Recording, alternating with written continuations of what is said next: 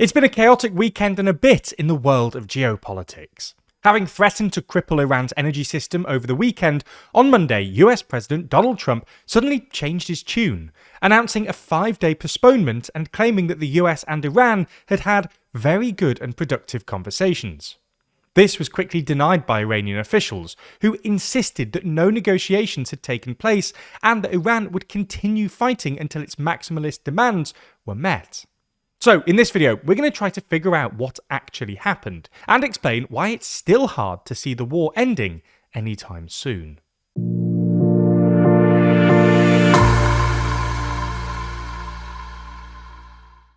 She was ranked second in our list of the world's most influential people. So in the latest issue of our magazine Too Long, we discuss how he got so high on the list, and how China's hard power is now accompanied by a newfound and significant soft power. That's just one of 72 pages in the magazine, because as always there's more to Too Long than you'd expect. Purchase your copy by clicking the link in the description. So let's just start with a quick recap of what's happened over the past 72 hours or so.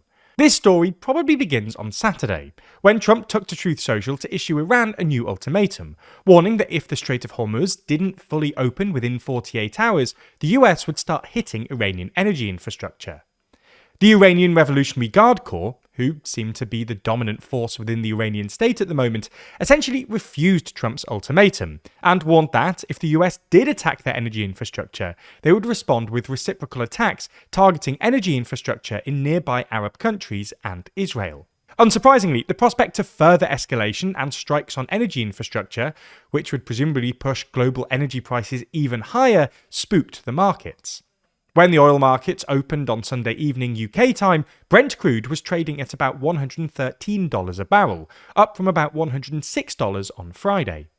Asian stock markets, which opened on Monday morning UK time a few hours before the American markets, suffered heavy losses, with South Korea's benchmark Kospi plunging 6.5% and Japan's benchmark Nikkei 225 falling 3.5%.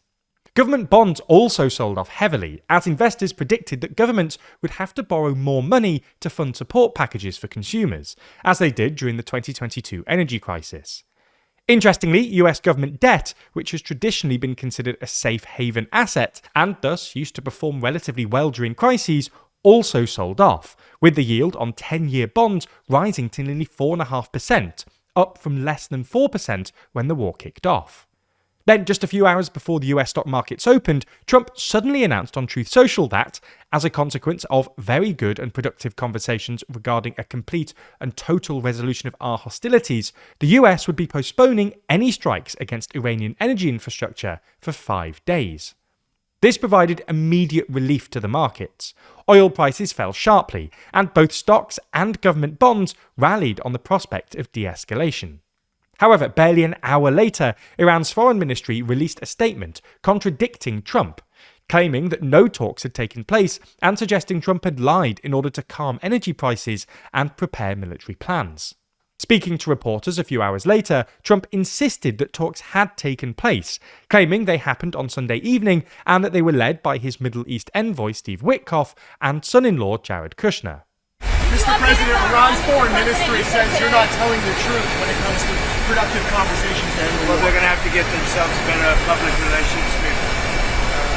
We have had very, very strong talks. We'll see where they lead.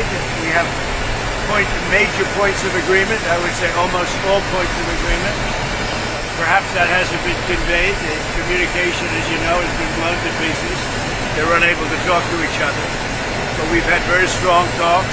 Mr. Witkoff and Mr. Kushner had them.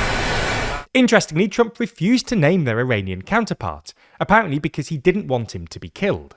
Mr. President, I can't. Mr. President, I know you because I don't want him to be killed.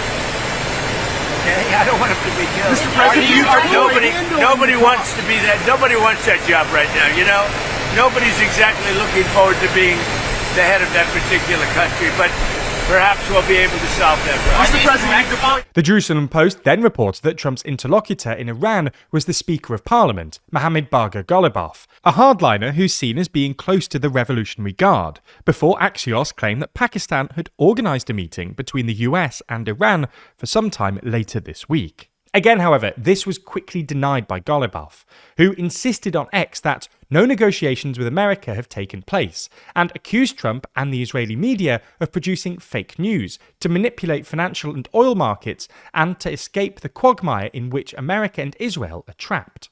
Iranian and Arab media outlets then reported that the US had reached out to Iran and proposed negotiations not with Witkoff and Kushner, but instead with Vice President J.D. Vance, but that Iran hadn't responded. While it's obviously impossible to know for sure, we think this is the most plausible explanation. The US probably has reached out to Iran, presumably via intermediaries like Egypt and Pakistan, but it's hard to believe that any productive conversations, to quote Trump, have actually taken place, and Trump's U-turn on his earlier ultimatum was probably mostly motivated by anxieties about turmoil in financial markets. This would be consistent with a Bloomberg report published on Monday, which, citing sources inside the Trump administration, claimed that Trump's U-turn was designed in part to address market concerns, and would also explain why his new 5-day deadline coincides with the market closing on Friday evening. So, what happens next? Well, the relatively positive reaction from the markets suggests they're optimistic about a deal. You can sort of see why. Trump seems keen to get out of Iran, which would in turn suggest that Iran has achieved its overarching strategic objective, namely re-establishing deterrence. While you might think that a hardliner like Ghalibaf would be unlikely to negotiate with the US, somewhat paradoxically, his reputation as a hardliner might actually afford him the required credibility to strike a deal. Iran also has at least some incentive to strike a deal. While further escalation would be bad news for Trump, given the impact it would probably have on financial markets and the quagmire-related risks at play, it would also be bad news for Iran, especially because Iran's Gulf neighbours are apparently edging towards direct involvement in the war. To us, however, this all feels too optimistic by half, and we see at least 3 outstanding structural obstacles in the way of any deal. First, and most obviously, the two sides' negotiating positions are way too far apart. According to recent statements, Iran seems to be demanding at least 4 things: the closure of all US military bases in the Persian Gulf, reparations for war-related damage, the removal of all economic sanctions, and some sort of security guarantee to guard against future aggression. On the other hand, according to a recent Axios report, the US is demanding a total end to Iran's nuclear program with strict outside observation protocols, a 5-year pause on its missile program with strict limits thereafter, and a total cessation of support for its proxies. Even if we assume that both sides are articulating hyper-maximalist positions as a negotiating tactic, in other words, assume that both sides expect to make at least some concessions, it's very hard to see a middle ground here. Moreover, Trump still seems to be going for a Venezuela-style outcome in Iran, which feels quite naive at this point. The people within know who they are, they're very respected, and maybe one of them will be exactly what we're looking for. Look at Venezuela, how well that's working out. We are doing so well in Venezuela with oil and with the relationship between the president-elect and us. And maybe we find somebody like that. Second, there's a critical lack of trust. Trump has attacked Iran in the midst of negotiations twice in the past 9 months. Even if he were to offer some concessions, this still probably wouldn't be enough, because Iran wouldn't trust him to keep his word. Third, and finally, Israel. As evidenced by the fact that Israel carried out a series of strikes on Iranian infrastructure after Trump announced his 5-day pause, Israel is clearly more enthusiastic about continuing the war than the US is, and it's hard to see them accepting any deal. Maybe Trump will be able to force Netanyahu back down, but in recent history, Trump has usually ended up doing what Netanyahu wants, rather than vice versa. As we mentioned earlier, the latest edition of our magazine, Too Long, is out now, which means that if you order a physical edition, it'll be shipped to you immediately, and if you buy a digital edition, it'll land in your inbox straight away. No pre-ordering, no waiting. Plus, if you subscribe while you're there using code SPRING26, you'll get your first copy for as little as £4.99, as well as 20% off every future issue as long as you stay subscribed. One other thing to know is that if you're more of a listener than a reader, which would be fair enough, we are a YouTube channel after all, then this time round we've recorded every article in Too Long, with each of our writers doing their best audiobook impression while narrating their own articles. The New Age of Empires. written and read by Georgina Finley.